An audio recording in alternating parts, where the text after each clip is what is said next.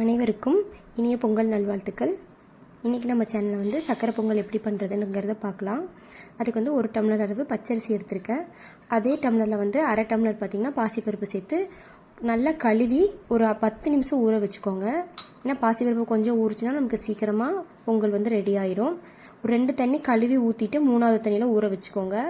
இப்போ 10 நிமிஷம் ஊற வச்ச தண்ணி வந்து ஒரு அடுப்பில் நம்ம அந்த தண்ணியை மட்டும் சேர்த்துக்கலாம். ஃபஸ்ட்டு குக்கரில் வைக்கிறதுக்கு பதிலாக பொங்கல் அன்றைக்கி வந்து நம்ம இந்த மாதிரி பொங்கல் செஞ்சால் நமக்கு இன்னுமே ரொம்ப நல்லா டேஸ்ட்டாக இருக்கும். ரொம்ப குழஞ்சி போகாது.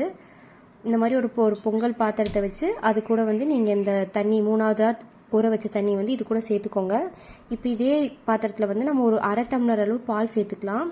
பால் சேர்த்தா நமக்கு பொங்கல் வந்து இன்னும் ரொம்ப நல்லா டேஸ்ட்டாகவும் இருக்கும். நமக்கு நல்லா பொங்கியும் வரும். நல்லா கொதிக்க விடணும்.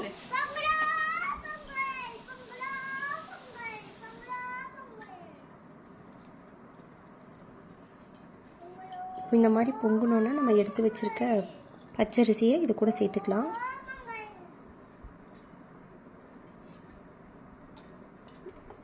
பச்சரிசி சேர்த்திட்டு இப்படி ஒரு டைம் சும்மா கலரி விட்டுருங்க.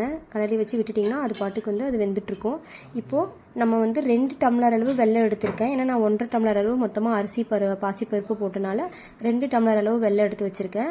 அரிசி வந்து நல்லா வெந்தக்கப்புறம் வெல்லம் சேர்த்திக்கோங்க. உடனே சேர்த்திட்டிங்க அப்படின்னா அரிசி வேகாது. பாருங்கள், நல்லா அரிசி நல்லா வேக விடுங்க, நல்லா குழைய விடுங்க. அதுக்கப்புறமா வந்து நம்ம இந்த வெல்லம் போடலாம். இன்னும் கொஞ்சமாக வேகட்டும்.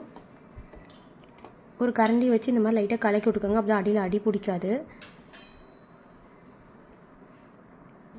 பாருங்கள், நல்லா அரிசி பாருங்கள் எந்த அளவுக்கு பொங்கி மேலே வரைக்கும் வந்துருச்சுன்னு.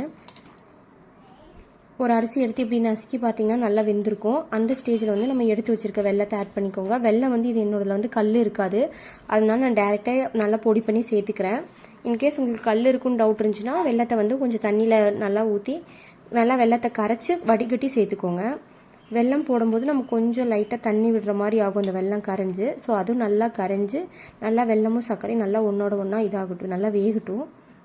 இப்போ நம்ம என்ன பண்ணலான்னா அந்த டைமில் வந்து ஒரு 2 டேபிள் ஸ்பூன் அளவு நெய் ஊற்றி நம்ம திராட்சை முந்திரியை வந்து எண்ணெயில் நல்லா வறுத்து எடுத்துக்கலாம்.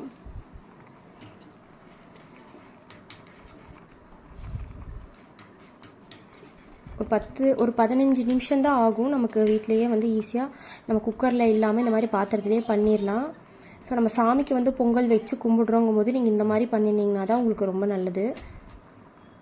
திராட்சை முந்திரி நெய்யில் வறுத்து நம்ம கடைசியாக சேர்த்திக்கலாம். ரொம்ப சீக்கிரமாக முடிஞ்சிடும். இன்றைக்கி நான் 1 டம்ளர் அளவு அரிசி போட்டனால தான் எனக்கு ஒரு 15 நிமிஷம் அப்போ ஆயிடுச்சு. நீங்கள் இன்னும் கம்மியாக செய்கிறீங்க அப்படிங்கும்போது உங்களுக்கு ரொம்ப சீக்கிரமாக வேலை முடிஞ்சிடும்.